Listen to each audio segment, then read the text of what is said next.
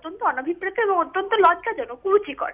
এবং উনি যে ধরনের শব্দবন্ধনী ব্যবহার করছেন, মিডিয়া চ্যানেলগুলোর মাধ্যমে বারবার করে শুনতে পাচ্ছি, উচা, বেহায়া, মানে এই ধরনের শব্দবন্ধনী কোনো রাজনৈতিক নেতা ব্যবহার করতে পারেন, কোনো মানুষই ব্যবহার করতে পারেন, এটা সম্বন্ধে মানে যথেষ্ট প্রশ্ন চিহ্ন রয়েছে। কোনো মেয়ের পক্ষে সম্ভব যে সে নিজে এরকম একটা ঘটনা ঘটাবে, দিয়ে বলবে আমি মোলেস্ট হয়েছে, মানে এটা অত্যন্ত লজ্জাজনক একটা, যে কোনো মানুষের সম্বন্ধে কথা বলা যায় না কোনোদিন। মানে এরকম কথাবার্তা যারা বলেন তারা আমাদের দেশের মাথায় বসে আছে, এটা ভাবলেই অত্যন্ত লজ্জা হয়।